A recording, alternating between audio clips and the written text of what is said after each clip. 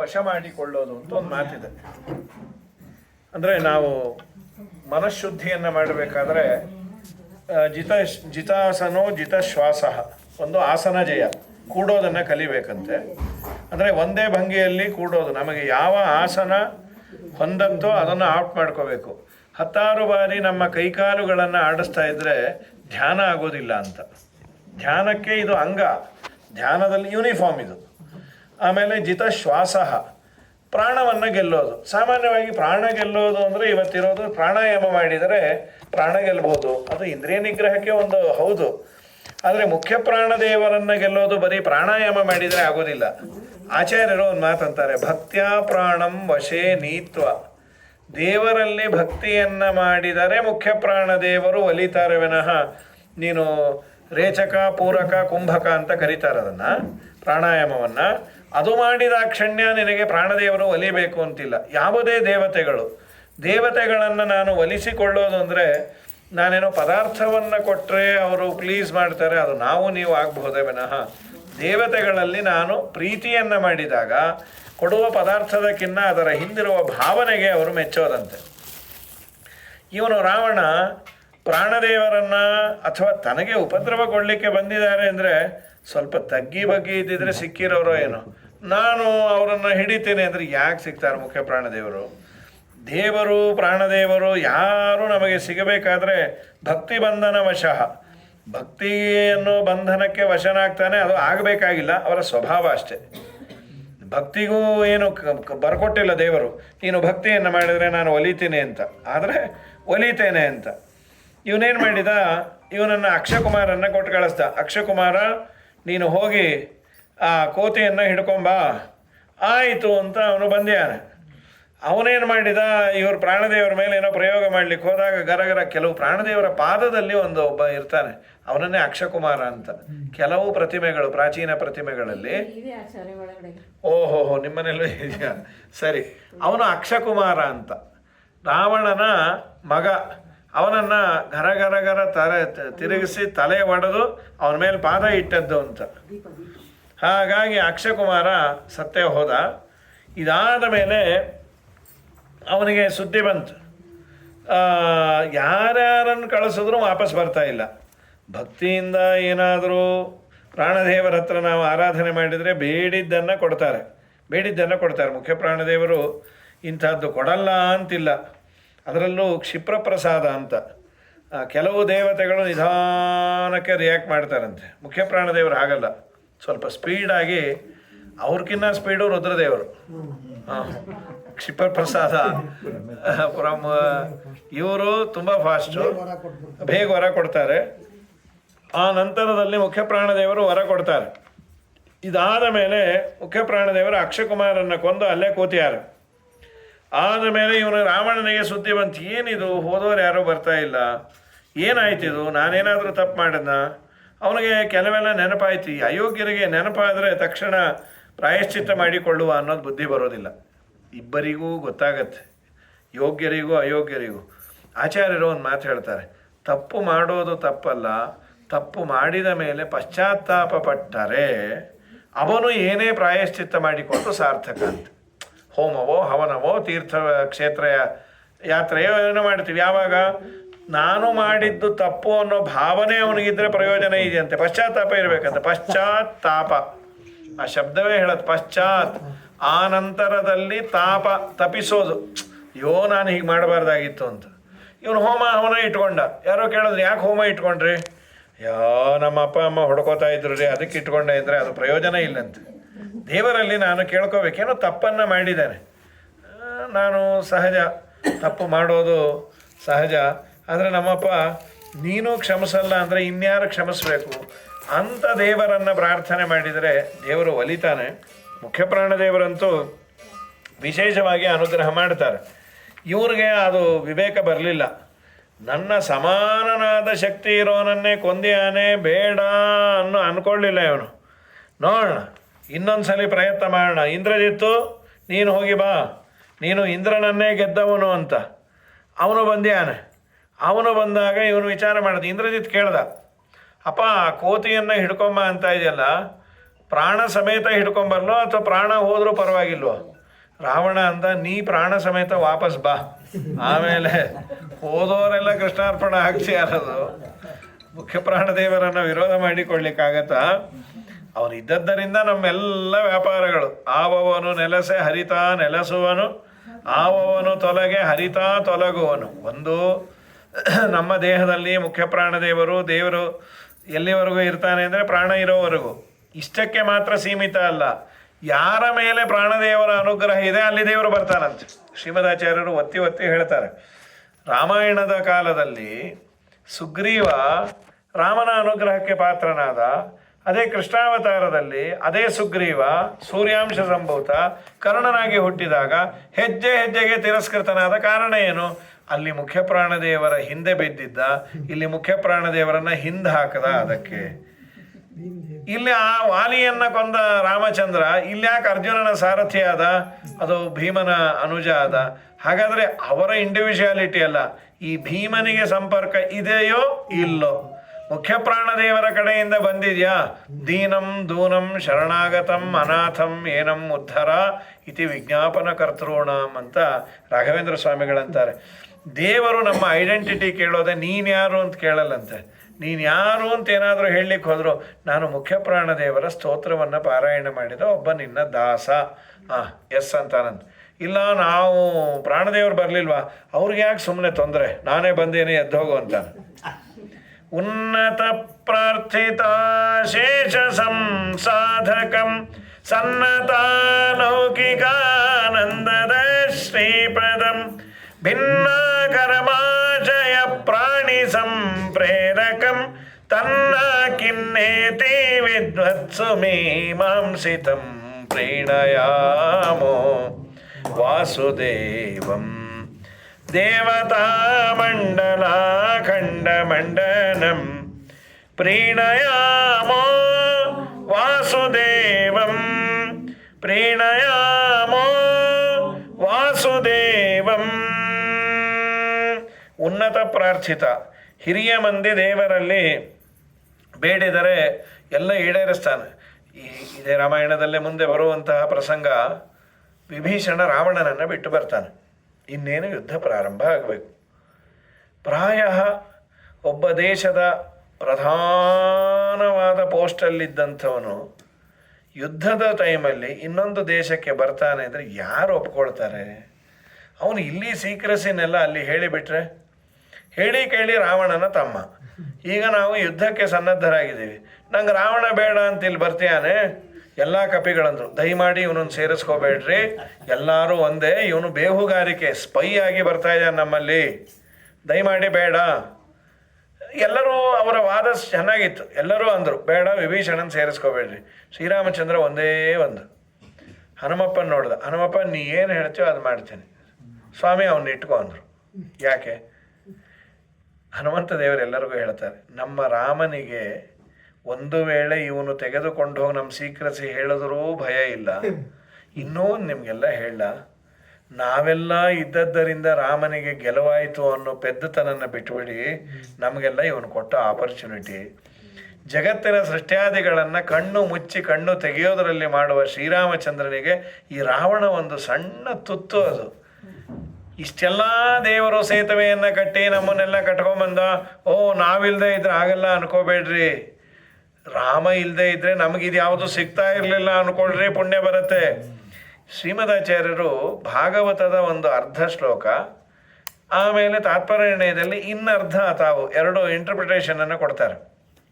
ಈ ಪ್ರಸಂಗದಲ್ಲಿ ಒಂದು ಮಾತಂತಾರೆ, ಯತ್ಪಾದ ಪಂಕಜರಜ ಶಿರಸ ಬಿಭರ್ತಿ, ಯಾರ ಪಾದದ ಧೂಳನ್ನು, ಯತ್ಪಾದ ಪಂಕಜ ರಜಃ, ರಜಸ್ ಅಂದರೆ ಧೂಳು, ಶಿರಸ ಬಿಭರ್ತಿ ಯಾರು? ಶ್ರೀಹಿ ಅಬ್ಜಶ್ಚ ಗಿರಿಶಃ ಸಹ ಲೋಕಪಾಲೈಹಿ, ಲೋಕಪಾಲಕರಿಂದ ಸಹಿತರಾಗಿ ಲಕ್ಷ್ಮೀದೇವಿ ಬ್ರಹ್ಮದೇವರು ರುದ್ರಾದಿ ದೇವತೆಗಳು ಯಾರ ಪಾದ ಧೂಳನ್ನು ಧಾರಣೆ ಮಾಡಿ ನಾವು ನಮ್ಮ ಪೋಸ್ಟಲ್ಲಿ ಚೆನ್ನಾಗಿದ್ದೀವಿ, ಆ ಕೆಲಸ ಎಲ್ಲ ನಿರ್ವಹಣೆ ಮಾಡ್ತಾ ಇದ್ದೀವಿ ಅಂತ ಆನಂದ ಪಡ್ತಾರೆ. ಅಂತಹ ದೇವರಿಗೆ ಇದು ಭಾಗವತದ್ದು ಪೂರ್ವಾರ್ಧ. ಸರ್ವೇಶ್ವರಸ್ಯ ಪರಮಸ್ಯ ಹಿ ಸರ್ವಶಕ್ತೇ ಕಿಂ ತಸ್ಯ ಶತ್ರು ಸಹನನೆ ಕಪಯಸ್ಸಹಾಯ. ಈ ರಾವಣನಂತಹ ಸಾಮಾನ್ಯನನ್ನು ಕೊಲ್ಲಲಿಕ್ಕೆ ನಮ್ಮ ದೇವರು ನಾವೆಲ್ಲ ಬೇಕಾ ಕಪಿಗಳದು? ಮತ್ತೆ ಯಾಕೆ ಇದನ್ನು ಮಾಡಿದ್ದು? ಕಪಿಗಳಿಗೆ ಪುಣ್ಯ ಕೊಡಬೇಕು, ಮುಂದೆ ಹೇಳೋರ್ಗೆ ಏನಾದರೂ ಒಂದು ಇರಬೇಕಲ್ಲ. ರಾಮ ಬಂದು ರಾವಣ ಸಾಯಿಲಿ ಅಂದ್ಕೊಳ್ಳಿ, ಅವನು ಸತ್ತೋದ್ರೆ ರಾಮಾಯಣ ಹೇಳೋದೆಲ್ಲಿ, ಸುಂದರಕಾಂಡ ಹೇಳೋದೆಲ್ಲಿ? ಸ್ಮೃತಿ ಕೀರ್ತನ ಪ್ರಣತೆ ಭರಮೆ ಮುಕ್ತಯೇ ಸ್ವಜನಶ್ಚಯಾತ್ಯಯಮನೇಕ ರೂಪತಾಮ್ ಅಂತ ನಾರಾಯಣ ಪಂಡಿತರಂತಾರೆ. ದೇವರ ಈ ಎಲ್ಲ ಅವತಾರದ ಕ್ರೀಡೆಗಳು ನಮಗಾಗಿ. ಅದನ್ನು ಹಾಡಿ ಹೊಗಳಿ ಕೊಂಡಾಡಿದರೆ ನಮ್ಮ ಸಮಸ್ಯೆಯನ್ನು ಯಥಾಯೋಗ್ಯವಾಗಿ, ಈ ತರಹದ ಸಮಸ್ಯೆ ಏನೇನೋ ಇರುತ್ತೆ ನಮಗೂ, ಅದು ಬಗೆಹರಿಬೇಕು ಅಂದರೆ ಭಗವಂತನ ವಾಯುದೇವರ ಚಿಂತನೆಯನ್ನು ಮಾಡಿ ಅಂತ. ಅನೋಪಮಂ ಹರೇರ್ಬಲಂ ನಿಶಮ್ಯ ರಾಕ್ಷಸಾಧಿಪ ಕುಮಾರಮಕ್ಷಮಾತ್ಮನಃ ಸಮಂ ಸುತಂ ನಯೋಜಯತ್ ಸಸರ್ವಲೋಕ ಸಾಕ್ಷಿಣಃ ಸುತಂ ಶರೈರ್ವವರಜಃ. ಸರ್ವಲೋಕ ಸಾಕ್ಷಿ ಮುಖ್ಯಪ್ರಾಣದೇವರು ಅವರು ಅವನನ್ನು ದಾರ ತಿರುಗಿಸಿ ವಾಡದು ಕೊಂದೆ ಹಾಕಿಬಿಟ್ರು. ನಮ್ಮ ವ್ಯಾಸರಾಜರು ಕೊಂಡಾಡ್ತಾರೆ ಇದನ್ನು. ಜಾಣ ನೀನ ಹೋದೋ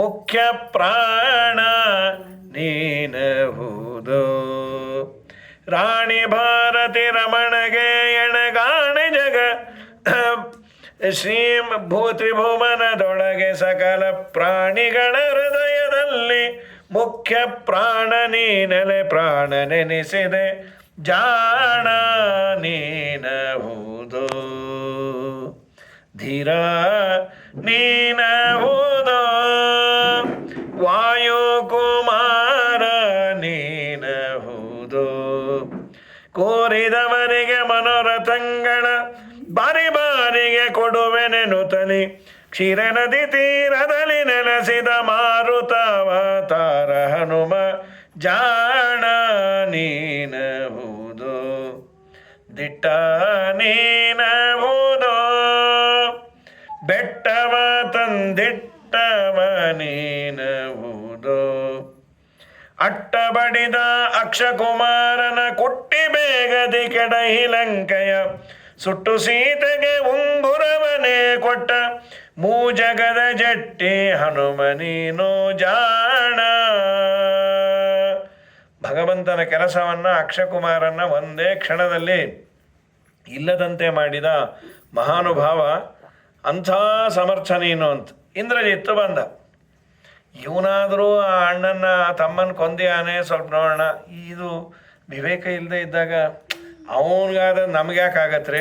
ನಾವು ಬೇರೆನೇ ಗೊತ್ತಾ, ನಾವು ಕಿಲಾಡಿ ಅಂತ. ಇದು ಎಲ್ಲ ಕಡೆ ಬರೀ ಅಕ್ಷಕುಮಾರ್ ಅಂತಲ್ಲ, ನಿಮ್ಮ ಜೀವನದಲ್ಲಿ ಯಾರೋ ಒಬ್ರು ಹೇಳ್ತಾರೆ, ಸರ್ ಅಲ್ಲಿ ಹೋಗಬೇಡಿ, ಅಲ್ಲೆಲ್ಲ ನೀವು ಇನ್ವೆಸ್ಟ್ ಮಾಡಬೇಡಿ, ನಮಗೆ ಗೊತ್ತು ರೀ, ಆ ಡೈರೆಕ್ಟ್ರೇ ನಮಗೆ ಗೊತ್ತು. ಯಾರು ಗೊತ್ತಿದ್ರು ಬೇಡ, ಒಂದು ಮಾತು ಕೇಳಿ. ಜೀವನದಲ್ಲಿ ನಾವು ಕೇಳಲಿಕ್ಕೆ ಹೋಗೋದಿಲ್ಲ. ಇಂದ್ರಜಿತ್ತು ಹಾಗೆ ಮಾಡಿದ. ಇಂದ್ರನನ್ನೇ ಗೆದ್ದವನಾದರೂ ವಾಯುದೇವರನ್ನು ಗೆಲ್ಲೋದು ಬೇರೆನೆ. ಇವನೇನು ಮಾಡಿದ? ಇಂದ್ರಜಿತ್ತು ಏನು ಮಾಡ್ದ? ಇವ್ರ ಮೇಲೆ ಏನಾದರೂ ಪ್ರಯೋಗ ಮಾಡುವ ಬ್ರಹ್ಮಾಸ್ತ್ರವನ್ನು ಪ್ರಯೋಗ ಮಾಡ್ಯಾರ. ಬ್ರಹ್ಮಾಸ್ತ್ರ ಪ್ರಯೋಗ ಮಾಡಿದರೂ ಬ್ರಹ್ಮಾಸ್ತ್ರಕ್ಕೆ ಕಟ್ಟು ಬೀಳಲ್ಲ. ಇಲ್ಲಿ ಹೇಳಿಲ್ಲ, ವಾಲ್ಮೀಕಿ ಋಷಿಗಳು ಹೇಳೋದೇನೆಂದರೆ ಇವರ ಮೇಲೆ ಬ್ರಹ್ಮಾಸ್ತ್ರ ಕೆಲಸ ಮಾಡ್ತಿರಲಿಲ್ಲ, ಇಷ್ಟೇ ಹೇಳಿದ್ದಾರೆ. ಯಾಕೆ ಏನು ಅದರ ಬಗ್ಗೆ ಡೀಟೇಲ್ಸ್ ಇಲ್ಲಿ ಸಿಗೋದಿಲ್ಲ. ಆಚಾರ್ಯರು ಒಂದು ಸುಂದರವಾದ ಪ್ರಮೇಯವನ್ನು ಹೇಳ್ತಾರೆ. ವಾಯುದೇವರ ಮೇಲೆ ಯಾಕೆ ಬ್ರಹ್ಮಾಸ್ತ್ರ ಕೆಲಸ ಮಾಡೋದಿಲ್ಲ? ವಾಯುದೇವರು ಅದಕ್ಕೊಂದು ಮರ್ಯಾದೆ ಕೊಟ್ಟರು. ಲೋಕದಲ್ಲಿ ಬ್ರಹ್ಮಾಸ್ತ್ರ ಅಂದರೆ it is having its own status, value ಇದೆ.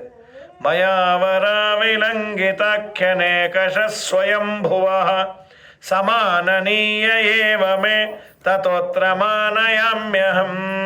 ನಾನು ಅನೇಕ ವರಗಳನ್ನು ಬ್ರಹ್ಮದೇವರದು ಮೀರಿ ಆಗಿದೆ. ಈಗ ಬ್ರಹ್ಮಾಸ್ತ್ರವನ್ನು ಮೀರೋದು ಬೇಡ, ಅದಕ್ಕೆ ಕಟ್ಟು ಬಿದ್ದ ಹಾಗೆ ಮಾಡುವ. ಬ್ರಹ್ಮಾಸ್ತ್ರ ನನಗೇನು ಮಾಡಲ್ಲ. ಯಾಕೆ? ಆಚಾರ್ಯರು ಅದರ ಪೂರ್ಣ ಮಾಹಿತಿಯನ್ನು ಕೊಟ್ಟುಬಿಡ್ತಾರೆ. ಏನದು ಬ್ರಹ್ಮಾಸ್ತ್ರ? ಬ್ರಹ್ಮಾಸ್ತ್ರ ಅಂದರೆ ಗಾಯತ್ರಿ ಮಂತ್ರದ ಜಪವನ್ನು ಚೆನ್ನಾಗಿ ಸಿದ್ಧಿ ಪಡೆದರೆ ಅದೇ ಬ್ರಹ್ಮಾಸ್ತ್ರವಾಗಿ ಪ್ರಯೋಗ ಮಾಡಬಹುದಂತೆ. ಆಚಾರ್ಯರು ಹೇಳ್ತಾರೆ, ಗಾಯತ್ರಿ ತತ್ರ ಮಂತ್ರೋಸೌ. ಈ ಮಾತನ್ನು ಬ್ರಹ್ಮಾತ ಧ್ಯಾನ ದೇವತ ಈ ಪ್ರಸಂಗದಲ್ಲಿ ಹೇಳಿಲ್ಲ, ಸುಂದರಕಾಂಡದಲ್ಲಿ. ಬ್ರಹ್ಮಾಸ್ತ್ರದ ಬಗ್ಗೆ ಆಚಾರ್ಯರು ಮಾಹಿತಿ ಕೊಟ್ಟದ್ದು ಎಲ್ಲಿ ಅಂದರೆ ಭೀಮಸೇನ ದೇವರ ಮೇಲೆ ಈ ಅರ್ಜುನ ಹಾಗೂ ಅಶ್ವತ್ಥಾಮರು ಇಬ್ಬರು ಬ್ರಹ್ಮಾಸ್ತ್ರ ಬಿಟ್ಬಿಟ್ರು. ಅದು ಒಂಥರ ನ್ಯೂಕ್ಲಿಯರ್ ಬಾಂಬ್ ಇದ್ದಾಗಂತೆ. ಎರಡೂ ಸೇರಿ ಬಿಟ್ರೆ ಜಗತ್ತು ನಾಶ ಆಗತ್ತೆ. ಜಗತ್ತು ನಾಶ ಆಗಬಾರದು ಅಂಥೇಳಿ ವಾಪಸ್ ತೆಕ್ಕೋ ಅಶ್ವತ್ಥಾಮ ಅರ್ಜುನ ಇಬ್ಬರಿಗೂ ಹೇಳಿದ್ರು. ಅಶ್ವತ್ಥಾಮನಿಗೆ ವಾಪಸ್ ತೆಕ್ಕೊಳ್ಳಿಕ್ಕೆ ಆಗಲಿಲ್ಲ. ಬ್ರಹ್ಮಚರ್ಯ ಕಳ್ಕೊಂಡಿದ್ದ. ಅದು ನೈಷ್ಠಿಕ ಬ್ರಹ್ಮಚರ್ಯೇ ರುದ್ರದೇವರದು. ಕಾರಣ ಏನು ಅಂದರೆ ದುರ್ಯೋಧನನಿಗೆ ಒಂದು ಕೆಟ್ಟ ಮಾತು ಕೊಟ್ಟದ್ದಕ್ಕೆ, ನಿನ್ನ ಹೆಂಡತಿಯಲ್ಲಿ ನಾನು ಮಕ್ಕಳನ್ನು ಪಡೀತೇನೆ ಅಂದದ್ದಕ್ಕೆ ಬ್ರಹ್ಮಚರ್ಯ ಹೋಗಿಬಿಡ್ತು. ವಾಪಸ್ ತಗೊಳ್ಳಿಕ್ಕೆ ಆಗಲಿಲ್ಲ. ಅರ್ಜುನನಿಗೆ ಹೇಳ್ದ, ಅವ್ರದನ್ನು ನೀನೇ ಉಪಸಂಹಾರ ಮಾಡಿಕೋ. ಆಯಿತು.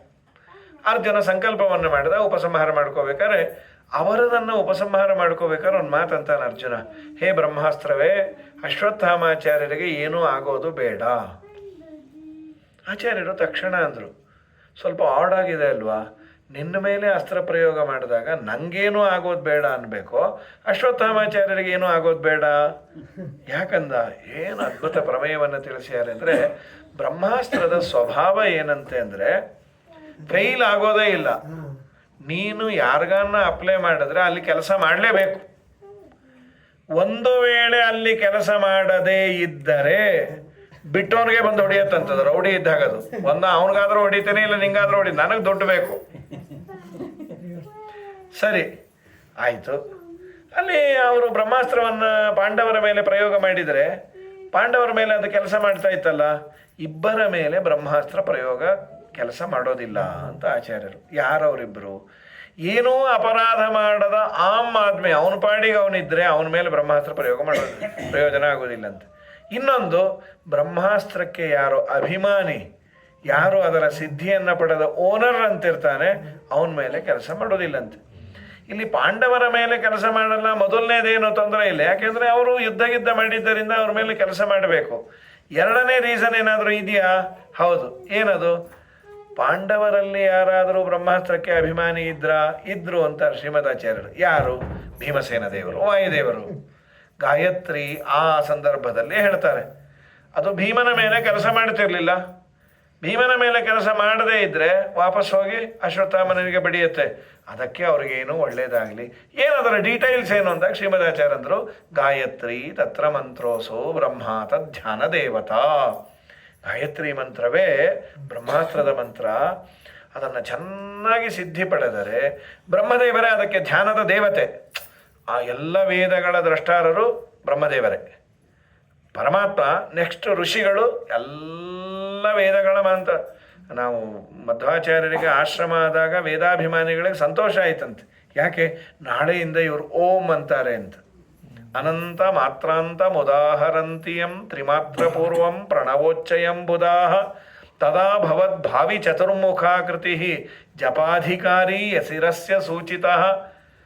ಇವರಿಗೆ ಉಪನಯನ ಆದರೆ ನಾಳೆಯಿಂದ ವೇದಾಧ್ಯಯನ ಮಾಡ್ತಾರೆ, ಓಂಕಾರವನ್ನು ಅಂತಾರೆ. ಓಂ ಅಂದ ಕೂಡಲೇ ಏನು ಮಹಾ ಅಂತ ಅನಂತ ವೇದಗಳು ಅವರ ಕಣ್ಣಿಗೆ ಬಂದು ಹೋಗುತ್ತಂತ. ಅನಂತ ವೇದಗಳು, ಅನಂತ ವೇದ ಪ್ರತಿಪಾದ್ಯವಾದ ರೂಪಗಳು. ಪ್ರಾತಃ ಸಂಕಲ್ಪ ಗದ್ಯದಲ್ಲಿ ಮೊದಲು ಹೇಳೋದೇ ರಾಘವೇಂದ್ರ ಸ್ವಾಮಿಗಳದು. ಲೌಕಿಕ ವೈದಿಕ ಭೇದ ಭಿನ್ನ ವರ್ಣಾತ್ಮಕ ಧ್ವನ್ಯಾತ್ಮಕ ಅಶೇಷ ಶಬ್ದಾರ್ಥ ಋಗಾದಿ ಸರ್ವ ವೇದಾರ್ಥ ಗಾಯತ್ರರ್ಥ ವಾಸುದೇವದ್ವಾಯಸಾಕ್ಷರ ಮಂತ್ರಾಂತರ್ಗತ ಆದ್ಯ ಅಷ್ಟಾಕ್ಷರಾರ್ಥ ನಾರಾಯಣ ಮಂತ್ರಾಂತರ್ಗತ ಅಷ್ಟಾಕ್ಷರಾರ್ಥ ಏನೇನು ಪ್ರಪಂಚದಲ್ಲಿ ಭಗವಂತನ ರೂಪಗಳು ಇದೆಯೋ ಅದೆಲ್ಲವನ್ನ ಓಂ ಅಂದರೆ ದೇವರು ಅವರ ಮುಂದೆ ಎಕ್ಸ್ಪೋಸ್ ಆಗಿ ಹೋಗ್ತಾನಂತೆ. ಇದು ವಾಯುದೇವರ ಯೋಗ್ಯತೆ. ಓಂ ಅಂತ ಪ್ರಣವೋಪಾಸಕಾನಾಂ ಅಂತ ವಾಯುದೇವರಿಗೆ. ಎಂಥ ಪ್ರಣವ ಅಂದರೆ ಆ ಪ್ರಣವಕ್ಕೆ ಅಬ್ಜೆಕ್ಟಿವ್ ಇದೆಲ್ಲ. ಪ್ರಣವ ಅಂದರೆ ಓಂ ಅಂತ. ಓಂಕಾರವನ್ನು ವಾಯುದೇವರು ಅಂದರೆ ಅನಂತ ರೂಪಗಳು ಅವರ ಕಣ್ಣೆದರಿಗೆ ಬಂದು ಪೂಜೆಯನ್ನು ತೆಗೆದುಕೊಂಡು ಹೋಗ್ತಾನಂತೆ. ಇದು ವಾಯುದೇವರ ಎತ್ತರ, ವಾಯುದೇವರ ಯೋಗ್ಯತೆ. ಏನೋ ಹನುಮನ್ ದೇವರು ಅಲ್ಲಿ ಹಾರ್ತಾರೆ ಇಲ್ಲಿ ಹಾರ್ತಾರೆ, ಮಧ್ವಾಚಾರ್ಯ ಬಂದರು. ವಾಯುದೇವರ ಯೋಗ್ಯತೆ ವ್ಯಾಪ್ತೋಪಾಸಕರು ಕಂಡಲ್ಲಿ ದೇವರನ್ನು ಎಲ್ಲ ಕಡೆ ನೋಡುವ ಅದ್ಭುತವಾದ ಯೋಗ್ಯತೆ. ಹಾಗಾಗಿ ಅನಂತ ವೇದಗಳನ್ನು ಬಲ್ಲವರು ಮುಖ್ಯ ಪ್ರಾಣದೇವರು. ಗಾಯತ್ರಿ ಮಂತ್ರ ನಮ್ಮಲ್ಲಿ ಚೆನ್ನಾಗಿ ಉಪನಯನ ಆದ ಕೂಡಲೇ ಗಾಯತ್ರಿ ಮಂತ್ರದ ಸಿದ್ಧಿಯನ್ನು ಪಡೆದರೆ ಅವನು ಅಂದದ್ದು ಸತ್ಯ ಆಗತ್ತಂತೆ. ಯಾವ ಜ್ಯೋತಿಷ್ಯದ ಪುಸ್ತಕ ಬೇಡ, ನಮಗದರಲ್ಲಿ ವಿಶ್ವಾಸ ಇಲ್ಲ. ಉಪನಯನ ದಿವಸವೇ ಉದ್ಯಾಪನೆಯೂ ಮಾಡಿಬಿಡ್ತಾರೆ. ಗೋಪಾಲದಾಸರ ಆರಾಧನೆ ಇನ್ನೇನು ಬರ್ತಾ ಇದೆ. ಆ ಪುಣ್ಯಾತ್ಮರು 2 ವರ್ಷ ಗಾಯತ್ರಿ ಮಂತ್ರ ಜಪ ಮಾಡಿದರು. ತುಂಬ ಬಡತನ ಪಾಪ, ಯಾವುದೋ ಧರ್ಮದ ಮುಂಜಿ ಆಯಿತು. ಯಾರೋ ಹೇಳಿದ್ರಂತೆ, ನೀನು ಗಾಯತ್ರಿ ಮಂತ್ರವನ್ನು ಜಪ ಮಾಡಿದರೆ ವಾಕ್ಸಿದ್ಧಿ, ಇನ್ನು ನನಗೇನು ಕೆಲಸ ಇಲ್ಲ ಮಾಡುವ ಅಂತ. ಗಾಯತ್ರಿ ಜಪವನ್ನು 2 ವರ್ಷ ಬಿಡದೆ ಮೌನವ್ರತದಲ್ಲಿ ಮಾಡಿದರೆ ಪುಣ್ಯಾತ್ಮರು 3 ಜನ್ಮದ ಭವಿಷ್ಯ ಶುರು ಮಾಡಿದ್ರಂತೆ. ಯಾವ ಶನಿ ರಾಹು ಕೇತು ಏನೂ ನೋಡಿರಲಿಲ್ಲ. ಗೋಪಾಲದಾಸರ ಭಾಗಣ್ಣನ ಬಾಯಿಂದ ಬಂತ ಸತ್ಯ. ಎಲ್ಲಿವರೆಗೂ ಅಂದರೆ ಇವರ ಖ್ಯಾತಿ ಉತ್ತನೂರಿನಲ್ಲಿ ಇದ್ದರು, ಊರಿಗೆಲ್ಲ ಹರಡಿತು. ಅದೇ ಸಮಯದಲ್ಲಿ ಸ್ವಲ್ಪ ಈ ವ್ಯಾಸತತ್ವಜ್ಞರು ಓದ್ತಾನೇ ಇರಲಿಲ್ಲ. ಐ ಜಿ ವೆಂಕಟರಮಣ ಅಂತ ಅವರ ಹೆಸರು. ಅವರ ಅಪ್ಪನ ಹೆಸರು ಐ ಜಿ ನರಸಿಂಹಾಚಾರ್ಯರು, ವೆಂಕಟ ನರಸಿಂಹಾಚಾರ್ಯರು ಅಂತ. ಅವರಿಗೆ ತಲೆಬಿಸಿ, ನಾನು ದೊಡ್ಡ ವಿದ್ವಾಂಸ, ನನ್ನ ಮಗ ಓದ್ತಾನೇ ಇಲ್ಲ, ಏನು ಮಾಡೋದು? ಓದ್ತಾ ಇಲ್ಲ ಅಂತ ಒಂದು ಕಡೆ ಬೇಜಾರಾದರೆ ಇನ್ನೊಂದು ಅವ್ರಿಗೆ ದೊಡ್ಡ ಸಮಸ್ಯೆ. ಸ್ವಲ್ಪ ಗೋಪಾಲದಾಸರಿಂದ ಬಿದ್ದು ಇರೋ ಹಾಡು ಗೀಡು ಎಲ್ಲ ಕಲಿತಾ ಇದ್ದಾರೆ, ನಾಳೆ ದಿನ ನನ್ನ ಮಗ ಹಾಡು ಕಲಿಸ್ಬಿಟ್ರೆ ಇದೊಂದು ಅವರಿಗೆ ದೊಡ್ಡ ಸಮಸ್ಯೆ ಆಗಿತ್ತು. ಪಾಪ ಅವರ ಹೆಂಡತಿಗೆ ಐ ಜಿ ನರಸಿಂಹಾಚಾರ್ಯರಿಗೆ ಅಂದರೆ ವೆಂಕಟರಮಣಾಚಾರ್ಯರ ತಾಯಿಗೆ ಗೋಪಾಲದಾಸರ ಬಗ್ಗೆ ಕೇಳಲ್ಪಟ್ಟಿದ್ಲು. ಭಾಗಣ್ಣ ಏನೋ ಜ್ಯೋತಿಷ್ಯ ಹೇಳ್ತಾನಂತೆ. ಸಾಮಾನ್ಯ ಹೆಣ್ಣು ಮಕ್ಕಳು ಕೇಳಿದಾಗ ಗಂಡಸರಿಗಂತ ನೀವು ಒಂದ್ಸಲ ಹೋಗ್ಬನ್ರಿ ಅಯ್ಯೋ ಸುಮ್ಮನೆ ನಮ್ಮ ಹಣೆ ಬರವೇ ಸರಿ ಇಲ್ಲ ಅಂತ ಅವ್ರನ್ನು. ನೀವು ಯಾವಾಗಲೂ ಹೀಗೆ ಮಾಡ್ತೀರಿ, ಹೋಗಕ್ಕೇನೋ ನೀನೇ ಹೋಗ್ಬಾ ಅಂದರು. ನಾವು ಹೋದರೆ ಚೆನ್ನಾಗಿರಲ್ಲ ರೀ, ನೀವು ಹೋದರೆ ಒಂದು ಮರ್ಯಾದೆ ಇರುತ್ತೆ. ಸರಿ, ನೀವು ಪ್ರಾಣ ತೆಗಿತಾ ಇದ್ದಿ, ಹೋಗ್ಬರ್ತೀನಿ. ಅವ್ರಿಗೂ ಒಳಗೆ ನೋಡ್ಕೊಂಬರೋಣ ನನ್ನ ಮಗನ ಭವಿಷ್ಯ ಹೇಗಿರುತ್ತೋ ಏನೋ. ಆಮೇಲೆ ಹೆಂಡತಿ ಅಂದ್ಲು, ಬರಿಗೈಯಲ್ಲಿ ಹೋಗ್ಬೇಡ್ರಿ, 1-2 ಉತ್ತತ್ತಿ ಕೊಡ್ತೇನೆ, ತೊಗೊಂಡು ಹೋಗ್ರಿ. ಅಲ್ಲೆಲ್ಲ ಹೋದರೆ ಅವನೇನಾದರೂ ಅಂದರೆ ಮಾಡಿದ್ರೆ ಮಹಾಪಂಡಿತರು ಅವ್ರ ಹತ್ರ ಹೋಗಿ ಕೇಳೋದು ಅಂದರೆ ಈಗೋಯಿಸಮ್ ಅದು. ಅವರು ಪಂಚಾಯಲಿ ಕಟ್ಕೊಂಡಿದ್ದಾರೆ. ಬಂದ ಕೂಡಲೇ ಇವರು ಭಜನೆ ಮಾಡ್ತಾಯಿದ್ರು ವೆಂಕಟೇಶ ದೇವರ ದೇವಸ್ಥಾನದಲ್ಲಿ. ಗೋಪಾಲದಾಸರು ಬಂದು ಕೂಡಲೇ ಕೇಳಿದ್ರು, ಬರಬೇಕು ನರಸಿಂಹಾಚಾರ್ಯರು ಕೂಡಿ 2 ನಿಮಿಷ, ದೊಡ್ಡವರು ಬಂದಿದ್ದೀರಿ, ತಮ್ಮ ಮುಂದೆ 1-2 ಕೃತಿಗಳನ್ನು ಒಪ್ಪಿಸಬೇಕು ಅಂತಾನೆ. ಆಗಲಿ ಅಂದರು. ಎಲ್ಲ ಆದಮೇಲೆ ಏನು ಈ ಕಡೆ ಬಂದಿದ್ದು, ತುಳಸಿ ಬೇಕಾಗಿತ್ತು, ಭಾಳ ಬೆಳೆದಾವೆ ಅಂದರು, ನೋಡ್ಕೊಂಡು ಹೋಗೋಣ. ಆಯಿತು, ಬಹಳ ಸಂತೋಷ, ತುಳಸಿ ಎಲ್ಲ. ಆಮೇಲೆ ನಿಮ್ಮ ಮನೆಯವರು ಕೊಟ್ಟ ಉತ್ತತ್ತಿಯನ್ನು ಗಂಟು ಕಟ್ಟಿ ಇರೆಲ್ಲ ಕೊಡ್ರಿ ಅಂದರು. ಅದೆಲ್ಲ ಕಾಣಿಸ್ತಾನೋ ಅಂದರು. ಕೊಡ್ರಿ, ಯಾಕೆ ಕಾಳಜಿ ಮಾಡ್ತೀರಿ, ಆಚಾರ್ಯರು ದೊಡ್ಡವರು, ಸಣ್ಣವರು ನಾನು ಏನೋ ಹೇಳ್ತೇನೆ, ದೇವರು ನನಗೆ ಹೊಳಸಿದ್ದು. ನಿಮ್ಮ ಮಗ ಬುದ್ಧಿವಂತ ಇದ್ದಾನೆ, ನೀವೇನು ಯೋಚನೆ ಮಾಡಬೇಡಿ, ಏನು ಓದ್ತಿಲ್ಲ ಗಿತ್ತಿಲ್ಲ ಅಂತ ಯೋಚನೆ ಮಾಡಬೇಡಿ. ನೀವು 4-5 ಬಾರಿ ಅವ್ನಿಗೆ ಹೇಳಿಕೊಟ್ರೆ ಅದು ಇಷ್ಟ ಆಗೋದಿಲ್ಲ. ಒಮ್ಮೆ ಅವನ ಮುಂದೆ ಎಲ್ಲ ಪಾರಾಯಣ ಮಾಡಿಬಿಡಿ, ಸರ್ವಮೂಲ ಅಷ್ಟು ಅವನಿಗೆ ಬರುತ್ತೆ. ಅಲ್ಲ, ಪಾರಾಯಣ ಮಾಡಿದರೆ ಬರುತ್ತಾ? ನೀವು ಮಾಡಿ ನೋಡ್ರಿ. ನೀವು ಮತ್ತೆ ಅದನ್ನೇ ಉರು ಹೊಡಿಸೋದು, ಅಗ್ನಿಮಹಿಳೆ ಅಂದರೆ ಅವ್ರಿಗೆ ಬರೋದಿಲ್ಲ. ಬಹಳ ದೊಡ್ಡವರಿದ್ದಾರೆ ಅವರು. ನೀವೇನು ಯೋಚನೆ ಮಾಡಬೇಡಿ, ನಮ್ಮ ಹತ್ರ ಬರ್ತಾರೆ ಮಾಡ್ತಾರೆ, ನಮ್ಗಿನ್ನ ತುಂಬ ಎತ್ತರದಲ್ಲಿರೋರು ಅವರು ಅಂತ. ಗೋಪಾಲದಾಸರು ಹೇಳಿದಾಗ ಅವರು ಒಂಥರ ಕಸಿವಿಸಿ ಅದನ್ನು ಹೇಳಿಬಿಟ್ರು. ಆ ಉತ್ತತ್ತಿ ತಂದಿದ್ದು ಈ ನಮ್ಮ ಮನೆಯೊಳಗೆ ಬುದ್ಧಿ ಇಲ್ಲ ಮಾಡಿಲ್ಲ ಅಂಥೇಳಿ. ಆಮೇಲೆ ಅಲ್ಲಿ ಬಂದೆ ಅಂತ, ಏನಪ್ಪ ವೆಂಕಟರಮಣ, ನಿಮ್ಮ ಇದು ಭಾಗಣ್ಣ ಮಂಗ್ಯಾನ ಬೇರೆ ಸಾಕಿದಾನಲ್ಲ ಅಂತ. ಅದೇನದು ಮಂಗ್ಯ ಗೊತ್ತಿಲ್ಲ. ಆಮೇಲೆ ಕೇಳಿದ್ರೆ ಗೋಪಾಲದಾಸರು, ನಿಮ್ಮ ತಂದೆ ತುಂಬ ಪುಣ್ಯವಂತರು ಅಂದ್ರಂತೆ. ಯಾಕೆ? ನಾನು ಭಜನೆ ಮಾಡಬೇಕಾದ್ರೆ ಬೇರೆಯವರು ಕಾಣದ ಮಂಗ್ಯ ಇವರು ಕಂಡಿದೆ ಅಂದರೆ ಮುಖ್ಯ ಪ್ರಾಣದೇವರು ಅಲ್ಲಿ ಬಂದು ಅದನ್ನು ಆಸ್ವಾದನೆ ಮಾಡೋರಂತೆ. ಗೋಪಾಲದಾಸರು ಶ್ರೀನಿವಾಸನ ಭಜನೆಯನ್ನು ಮಾಡ್ತಾ ಇದ್ರೆ ಮುಖ್ಯ ಪ್ರಾಣದೇವರು ಎಲ್ಲರಿಗೂ ಕಂಡಿಲ್ಲ, ಇವ್ರಿಗೂ ಮಾತ್ರ ಕಂಡಿದೆ. ಓ ಹೌದಾ, ಅಷ್ಟು ದೊಡ್ಡವರ ಆದರೂ ಬಿಟ್ಕೊಡೋಕ್ಕೆ ಇದು ಒಂದೇ ವ್ಯಾಸತತ್ವಜ್ಞರು ಬಹಳ ದೊಡ್ಡವರಾದರು. ಐ ಜಿ ವೆಂಕಟರಮಣಾಚಾರ್ಯರ ಐ ಜಿ ಸ್ವಾಮಿಗಳು ಅಂತ ವ್ಯಾಸತತ್ವಜ್ಞರಾದರು. ಹೀಗಾಗಿ ಅವರು ಮಾಡಿದ ಒಂದೇ ಒಂದು ಸಾಧನೆ ಗಾಯತ್ರಿ ಮಂತ್ರ. ಗಾಯತ್ರಿ ತತ್ರ ಮಂತ್ರೋಸೌ ಬ್ರಹ್ಮಾದ ಧ್ಯಾನ ದೇವತ. ಇದನ್ನು ಶ್ರೀಮದಾಚಾರ್ಯರು ಹೇಳಿಕೊಡ್ತಾರೆ. ಹಾಗಾಗಿ ವಿಶೇಷವಾಗಿ ಗಾಯತ್ರಿ ಮಂತ್ರ ಜಪವನ್ನು ಸರಿಯಾದ ರೀತಿಯಲ್ಲಿ ಮಾಡಿದರೆ ನಾವು ಬೇರೆಯವ್ರನ್ನೆಲ್ಲ ಉದ್ಧಾರ ಮಾಡೋದು ಬೇಡ, ನಾವು ನೆಟ್ಟಗೆ ಇರ್ತೇವೆ. ಕುರಿಯಾದನ್ಯನ್ನವ ಕುರಿಯಾತ್ ಮೈತ್ರೋ ಬ್ರಾಹ್ಮಣ ಉಚ್ಚತೆ. ಇವತ್ತು ನಾಳೆ ಬ್ರಾಹ್ಮಣ ಸಮಾವೇಶ ಎಲ್ಲ ನಡೀತಾ ಇದೆ, ಪಾಪ ಮಾಡ್ತೀಯಾರು. ಇವತ್ತು ನಾಳೆ 2 ದಿವಸ ನಿಜವಾಗಲೂ ಬ್ರಾಹ್ಮಣ ಅಂತ ಕರೆಸಿಕೊಳ್ಳಬೇಕಾದ್ರೆ ನಮಗೆ ಆಯಿತು, ಸರ್ಕಾರ ಏನು ಕೊಡೋದಿಲ್ಲ, ಸೆಲ್ಫ್ ಡಿಫೆಂಡೆನ್ಸು. ಇದು ಮೊದಲಿಂದ ಬ್ರಾಹ್ಮಣ ಯಾರನ್ನು ಬೇಡಲಿಕ್ಕೆ ಹೋಗಿಲ್ಲಂತೆ. ಬೇಡೋದು ಅಂದರೆ ನಮ್ಮವ್ರನ್ನೇ ಬೇಡ್ತೇವೆ. ಅಯೋಗ್ಯರು ಕೊಟ್ಟರೆ ಅದನ್ನು ಬೇಡ ಅಂತಾನು ಹಿಂದಿನವರೆಲ್ಲ ಅಂದ್ಯಾರು, ಸರ್ವಥ ನಿಮ್ಮದೇನು ಬೇಡ ಅಂತ. ನಿನಗೆ ದೇವರು ಕೊಡ್ತಾನೆ. ಹಾಡಿದರೆ ಎನ್ನ ಒಡೆಯನ ಹಾಡುವೆ, ಬೇಡಿದರೆ ಎನ್ನ ಒಡೆಯನ ಬೇಡುವೆ. ಈಶಾವಾಸ್ಯಮಿದಂ ಸರ್ವಂ ಯತ್ಕಿಂಚ ಜಗತ್ಯಾಂ ಜಗತೆ ಅಂತದ್ದು. ನಿಚ್ಚ ಶುಭ ಕುತಿಯೊಳಚ್ಚುತನಂಗ್ರಿಗಳರ್ಚಿಸಿ ಮೆಚ್ಚಿಸುತ್ತೆಚ್ಚರದಿ, ತುಚ್ಛ ವಿಷಯಗಳ ನಿಚ್ಚಿಸದಲೆ ಯದೃಚ್ಛಾಲಾಭದಿಂ ಪ್ರೋಚ್ಚನಾಗುವುದೇ ಫಲವಿದು ಬಾಳದುದಕ್ಕೆ. ಸಿರಿ ನಿಲಯನ ಗುಣಗಳ ತಿಳಿದು ಭಜಿಸುವುದೇ ಫಲವಿದು ಬಾಳದುದಕ್ಕೆ. ಯದೃಚ್ಛಾಲಾಭ ತುಷ್ಟನಾಗುವಂತ. ಸರಿ, ಯಾವಾಗ ಅಕ್ಷಯಕುಮಾರ ಹೋದ, ಇವನು ಬಂದಿದ್ದ. ಸಚಕ್ರವದ್ಭ್ರಮಾತುರಂ ವಿಧಾಯ ರಾವಣಾತ್ಮಜಂ ಅಪೋತಯದ್ಧರಾತಲೆ ಕ್ಷಣೇನ ಮಾರುತಿ ತನು. ತಿರುಗಿಸಿ ಒಂದು ಹೊಡೆದ್ರು, ಸತ್ತೋದ ಅಕ್ಷಯಕುಮಾರ. ವಿಚೂರ್ಣಿತೆ ಧರಾತಲೆ ನಿಜೇ ಸುತೆ ಸರಾವಣ ನಿಶಮ್ಯ ಶೋಕತಾಪಿತಃ ತದಗ್ರಜಂ ಸಮಾಧಿಶತೆ. ಅವನ ಅಣ್ಣ ಬಂದ.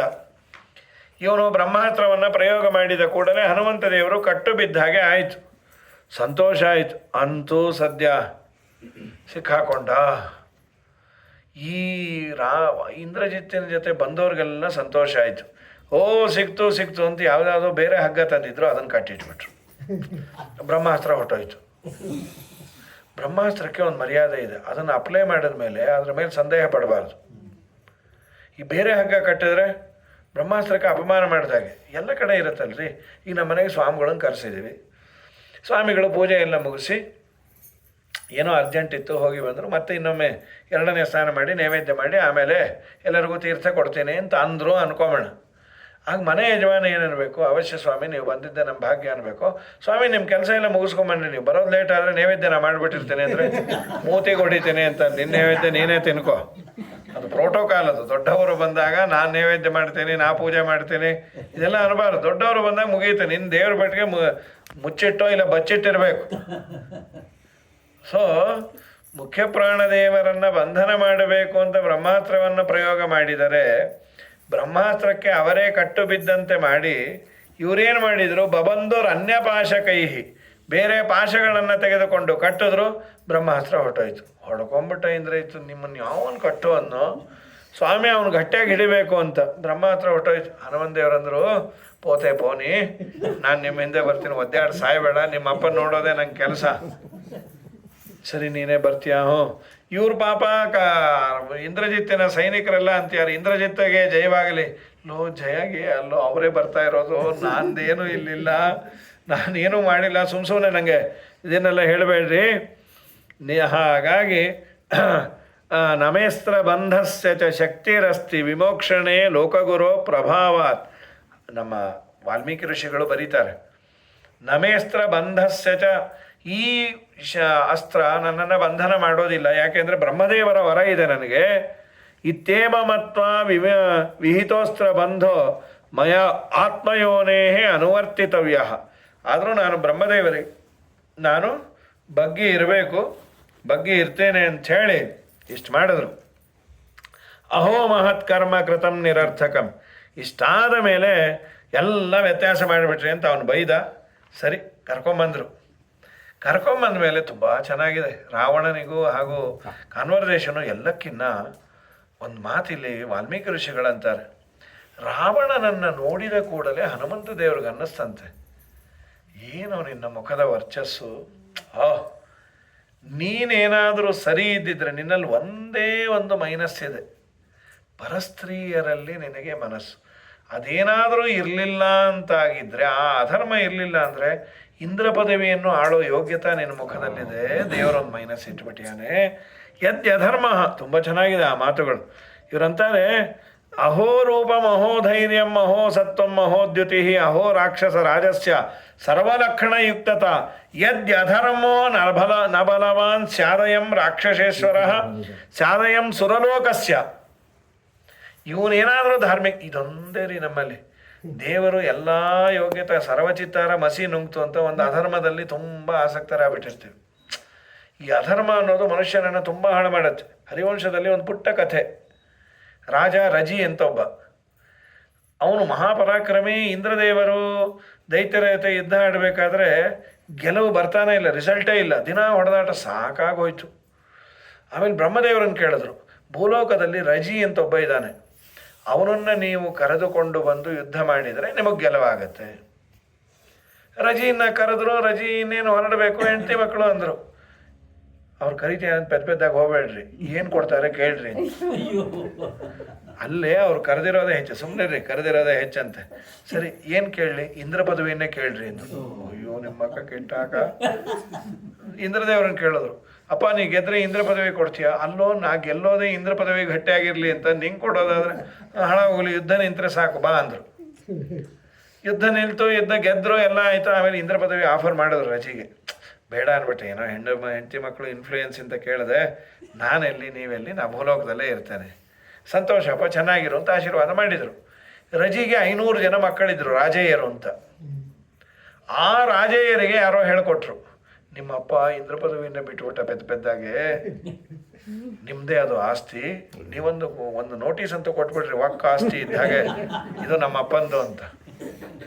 ಇಂದ್ರದೇವ್ರ ಹತ್ರ ಬಂದರು, ಇದೆಲ್ಲ ನಮ್ಮಪ್ಪಂದೆ ಅಂತೆ, ನಿಮ್ಮಪ್ಪನೇ ಬೇಡ ಅಂತ ಕೊಡಲ್ಲ, ಅವನಿಗೆ ಬುದ್ಧಿ ಇಲ್ಲ, ನಾವು ತಗೋತೀವಿ ಅಂದರು. ಅಲ್ಲೋ ಅವನು ಬೇಡ ಅಂದ್ರೆ, ಅವನಿಗೆ ಬುದ್ಧಿ ಇಲ್ಲ ರೀ, ನಮಗೆ ಬೇಕು, ಮರ್ಯಾದೆಯಿಂದ ಬಿಟ್ಕೊಡು. ಇಂದ್ರದೇವ್ರು ಬಿಟ್ಕೊಟ್ಬಿಟ್ರು. ಪಾಪ ಅಲ್ಲಲ್ಲಿ ಓಡಾಡ್ತೇವೆ, ವಿಜಯನಗರ, ತ್ಯಾಗರಾಜ ನಗರ, ಇಲ್ಲೆಲ್ಲ. ಒಂದು ಸಲ ಬೃಹಸ್ಪತ್ಯಾಚಾರ ಕಂಡು, ಏನೋ ಇಂದ್ರ ಇದ್ದಾಗಿದೆ, ಏನು ಇಟ್ಟು ಸಣ್ಣ ಆಗಿದೆ, ಏನು ಡಯಟ್ ಅಂದ್ರೆ, ಅಯ್ಯೋ ಡಯಟ್ ಇಲ್ಲ ಸ್ವಾಮಿ, ನನ್ನ ಕರ್ಮ. ದೇವ್ರು ಹೊರ ಕೊಟ್ಟರು, ಪೂಜಾರಿ ಹೊರ ಕೊಡ ಅಂತ ಆ ರಾಜಿ ಮಕ್ಕಳೆಲ್ಲ ಬಂದು ಕಿತ್ಕೊಂಡ್ಬಿಟ್ಟಿದ್ದಾರೆ. ಅಲ್ಲೋ ಅವ್ರನ್ನ ಗೆಲ್ಲಿಕ್ಕಾಗಲಿಲ್ಲ. ಅಯ್ಯೋ ಮಹಾ ಧಾರ್ಮಿಕರು ಸ್ವಾಮಿ, ಒಂದು ದಿವಸ ಪ್ರಾತಃ ಸ್ನಾನ ಬಿಡಲ್ಲ, ಒಂದು ದಿವಸ ದೇವ್ರ ಪೂಜೆ ಬಿಡಲ್ಲ, ಅವ್ರ ಮೇಲೆ ಯುದ್ಧ ಮಾಡಲಿಕ್ಕಾಗಲ್ಲ. ಅವ್ರು ಅಧಾರ್ಮಿಕರಾದರೆ ಬಿಡ್ತೀಯ ಅವ್ರನ್ನ? ಸ್ವಾಮಿ, ಅವ್ರು ಏನಾದರೂ ಒಂದು ಅಧರ್ಮ ಮಾಡಿದ್ರೆ ಒಂದೇ ಕ್ಷಣದಲ್ಲಿ ಎಲ್ಲ ಕಿತ್ಕೋತೀನಿ, ಅಧಾರ್ಮಿಕರ ಹತ್ರ ಕಿತ್ಕೊಂಬೋದು ಎಷ್ಟೊತ್ತು ಅಂದ. ನೀ ಏನು ಕಾಳಜಿ ಮಾಡಬೇಡ, ಒಂದು 10 ದಿನ ಟೈಮ್ ಕೊಡು, ಒಂದು ಪುಸ್ತಕ ಬರೀತೀನಿ ಅಂದರು. ಅವರು ಬರೆದಿದ್ದೆ ಈ ಚಾರ್ವಾಕ ದರ್ಶನ. ದೇವರೇ ಇಲ್ಲ ಅನ್ನೋ ನಾಸ್ತಿಕ ದರ್ಶನ ಬರೆದವರೇ ಬೃಹಸ್ಪತ್ಯಾಚಾರ್ಯರು. ಪುಸ್ತಕ ಬರೆದು ಆ ಪುಸ್ತಕವನ್ನು ಇವರಿಗೆಲ್ಲ ಪ್ರೆಸೆಂಟೇಷನ್ ಕೊಟ್ಟರು. 500 ಜನ 10 ಸಲ ಪಾರಾಯಣ ಮಾಡಿ, ಯಾವ ಪುಣ್ಯಾತ್ಮರು ಬರೆದ್ಯಾರೋ, ಅಯ್ಯೋ ಏಕಾದಶಿ ಬೇಡ, ತೋಕಾದಶಿ ಬೇಡ, ಮಡಿ ಬೇಡ, ಮೈಲಿಗೆ ಬೇಡ, ಎಲ್ಲ ಬಿಟ್ಟರು. ಇಂದ್ರದೇವರು ಒಂದೇ ಕ್ಷಣದಲ್ಲಿ ರಾಜ್ಯ ಕಿತ್ಕೊಂಡ್ರು. ದ ಔಟ್ಪುಟ್ ಈಸ್, ಇದರ ಮುಖ್ಯ ತಥ್ಯಾಂಶ ಏನು ಅಂದರೆ, ಧರ್ಮಾದಿಗಳನ್ನು ನಾವು ಮಾಡಬೇಕಾದ್ರೆ ಸ್ವಲ್ಪ ಕಠಿಣ, ಬೇಜಾರಾಗ್ತಾ ಇರುತ್ತೆ. ಎಸ್ಪೆಷಲಿ ಕಾಂಟೆಂಪರರ್ಸು ಅಧರ್ಮ ಮಾಡಿದವರು ತುಂಬ ಚೆನ್ನಾಗಿ ಬೇರೆ ಇರ್ತಾರೆ. ಇಲ್ಲಿ ಡೌಟ್ ಬಂದ್ಬಿಡುತ್ತೆ, ಕಲಿಯುಗದಲ್ಲಿ ಧರ್ಮ ಮಾಡೋದಕ್ಕಿಂತ ಅಧರ್ಮ ಮಾಡೋದೇ ಒಳ್ಳೆಯದಾ ಅನ್ನೋ. ದೇವರಂತಾನೆ, ಧರ್ಮಕ್ಕೆ ಬರುವ ಫಲ ಯು ಶುಡ್ ವೆಯ್ಟ್ ಇಟ್, ಅದು ಬೇರೆಯೇ ಬರುತ್ತೆ. ಮತ್ತು ಇನ್ನೂ ಒಂದು, ಇವತ್ತು ಸುಖವಾಗಿರಲಿಕ್ಕೆ ಇವತ್ತು ಮಾಡಿದ ಕರ್ಮ ಅಲ್ಲ, ಹಿಂದೆಂದೋ ಮಾಡಿದ ಕರ್ಮ ಇವತ್ತು ಅವನಿಗೆ ಮೆಚೂರ್ ಆಗಿದೆ. ಈಗೇನು ಅವನು ಮಾಡಬಾರದನ್ನು ಮಾಡಿದಾನೆ, ಅದೇ ಮುಂದೊಂದೇ ಮುಸಲ್ ಪಂಡಗ, ಆಮೇಲೆ ಅನುಭವಿಸೋದು ಇದೆಯಪ್ಪ. ಧರ್ಮೋ ರಕ್ಷತಿ ರಕ್ಷಿತ ಅಂತ ಅದಕ್ಕೆ ಅಂದದ್ದು. ನೀನು ಧರ್ಮವನ್ನು ರಕ್ಷಣೆ ಮಾಡಿದರೆ ಆ ಧರ್ಮ ನಿನ್ನನ್ನು ರಕ್ಷಣೆ ಮಾಡುತ್ತೆ. ಇನ್ಫ್ಯಾಕ್ಟ್ ಧರ್ಮ ಅನ್ನೋ ಹೆಸರೇ ಹೇಳುತ್ತೆ, ಧಾರಕತ್ವ ಧರ್ಮ, ನಿನ್ನನ್ನು ಎತ್ತಿ ಹಿಡಿಯುತ್ತೆ. ನೀನು ಇದ್ದಾಗ ಮಾಡಿದರೆ ನಿನಗೊಂದು ದಿವಸ ಪ್ರಾರಬ್ಧ ಕರ್ಮ ನಿಮಿತ್ತದಿಂದ ಇಲ್ಲದೇ ಇರುವ ಸ್ಥಿತಿ ಬಂದಾಗ ದೇವರು ಅದನ್ನು ರಿಲೀಸ್ ಮಾಡ್ತಾನಂತೆ. ನಮ್ಮ ಪುರಂದರದಾಸರು ಒಂದು ಕಡೆ ಅದನ್ನೇ ಅಂತ ತುಂಬ ಚೆನ್ನಾಗಿ ಹೇಳ್ತಾರೆ ಅವರು. ಇವತ್ತು ನಾವು ಸುಖವಾಗಿ ಅನ್ನ ತಿಂದ್ಕೊಂಡಿದ್ದೇವೆ.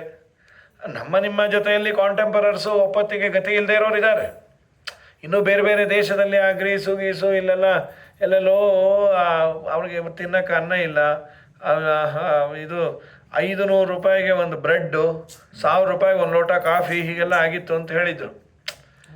ಇವತ್ತೇ 2024 ಈ ಅವಸ್ಥೆಯಲ್ಲಿದ್ದಾಗ ನಾವು ಚೆಲ್ಲುವಷ್ಟು ನಮಗೆ ದೇವರು ಕೊಟ್ಟಿಯಾನಲ್ಲ. ಹಾಗಾದರೆ ಎಲ್ಲಿಂದ ಬಂತು? ಔಟ್ಲುಕ್ಕಲ್ಲೇನು? ನಾನು ಎಂಜಿನಿಯರು, ನಾನು ಬೇಕಾದ ಸಂಪಾದನೆ ಮಾಡಿದೆ, ನಾನು ಬೌದ್ಧಿಕವಾಗಿ ಎತ್ತರದಲ್ಲಿ ಬೆಳೆದೇನೆ. ಶಾಸ್ತ್ರ ಅನ್ನತ್ತೆ, ನಿನಗೆ ಬುದ್ಧಿ ಕೊಟ್ಟು ದೇವರ ಕೆಲಸ ಕೊಡಿಸ್ಯಾನಲ್ಲ, ಅವನ ಅನುಗ್ರಹದಿಂದ ಹಿಂದೆ ನೀನು ಇವತ್ತು ಕೊಟ್ಟಿದ್ದಿ, ಅದಕ್ಕೆ ದೇವರು ಇವತ್ತು ನಿನಗೆ ಇಟ್ಟಿದ್ದಾನೆ. ಅನ್ನ ಇದ್ದವರೆಲ್ಲ, ಅಕ್ಕಿ ಇದ್ದವರೆಲ್ಲ ಊಟ ಮಾಡಬೇಕು ಅಂತ ನಿಯಮ ಇಲ್ಲ. 1000 ಎಕರೆ ಇರುತ್ತೆ, ಮೈ ತುಂಬ ಶುಗರ್ ಇದ್ದದ್ರಿಂದ ದಿನ ಅಕ್ಕಿ ನೋಡೋದಾಗತ್ತ ಅವನು. ಅನ್ನದಾನವ ಮಾಡಿದ ಮನುಜಗೆ ಅನ್ನವುಂಬುವುದೇ ಸಾಕ್ಷಿ, ಅನ್ನದಾನವ ಮಾಡದ ಮನುಜಗೆ ಕದನ್ನಕ್ಕೆ ಬಾಯ್ ಬಾಯ್ ಬಿಡುವುದೇ ಸಾಕ್ಷಿ. ಹರಿಕೃಪೆಯಲಿ ತಾನೊಲಿದಿದ್ದಾದರೆ ಗುರುತರ ಮೋಕ್ಷವೇ ಸಾಕ್ಷಿ. ಕನ್ಯಾದಾನವ ಮಾಡಿದ ಮನುಜಗೆ ಕನ್ಯಾಭೋಗವೇ ಸಾಕ್ಷಿ. ಕನ್ಯಾದಾನವ ಮಾಡದ ಮನುಜಗೆ ಹೆಣ್ಣಿಗೆ ಬಾಯ್ ಬಾಯ್ ಬಿಡುವುದೇ ಸಾಕ್ಷಿ. ಕೊಟ್ಟಿದ್ದನ್ನು ದೇವರು ಕೊಡ್ತಾನೆ. ದೇವರು ಕೊಟ್ಟಿದ್ದನ್ನು ಕೊಡೋದು ಯಾವಾಗ ಗೊತ್ತಾ? ನೀ ಯಾವಾಗ ಕೊಟ್ಟೆ ಆಗ ಕೊಡ್ತಾನೆ, ನೀ ಹೇಗೆ ಕೊಟ್ಟೆ ಹಾಗೆ ಕೊಡ್ತಾನಂತೆ. ತುಂಬ ಚೆನ್ನಾಗಿದೆ. ಉಮಾಮಹೇಶ್ವರ ಸಂವಾದದಲ್ಲಿ ಪಾರ್ವತಿ ದೇವಿ ಪ್ರಶ್ನೆಗಳು ತುಂಬ ರೆಲೆವೆಂಟ್ ಆಗಿದೆ ನಮ್ಮ ಈ ಜೀವನಕ್ಕೆ.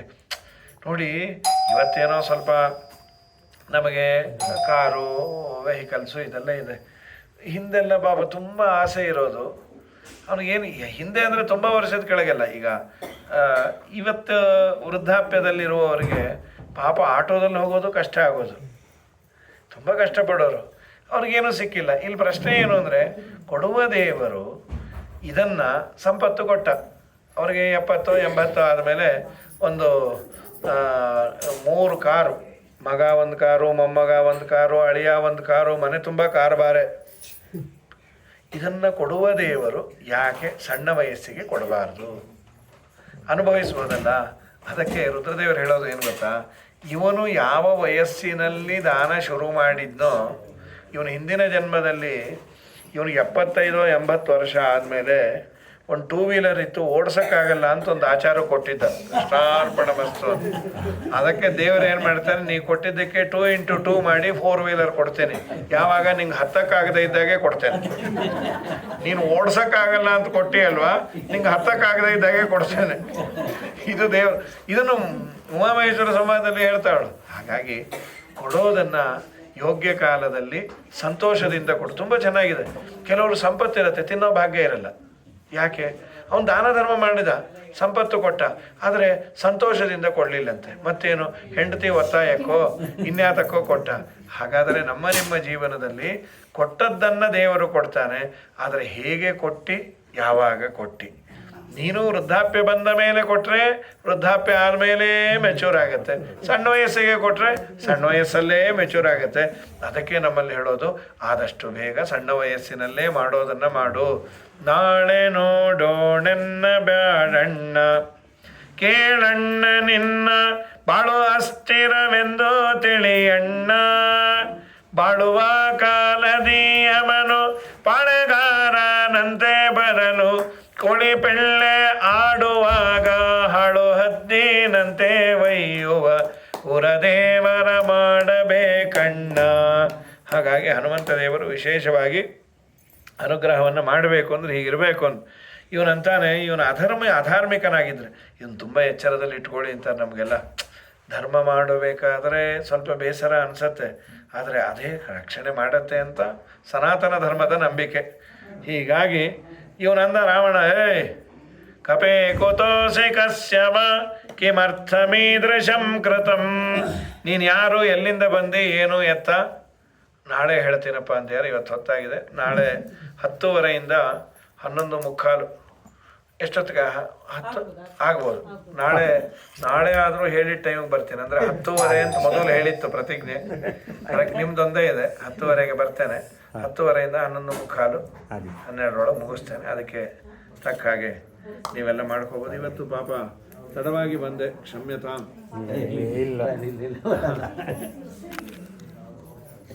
ಹಾಂ, ಹಚ್ಚಿಬಿಡ್ರಿ.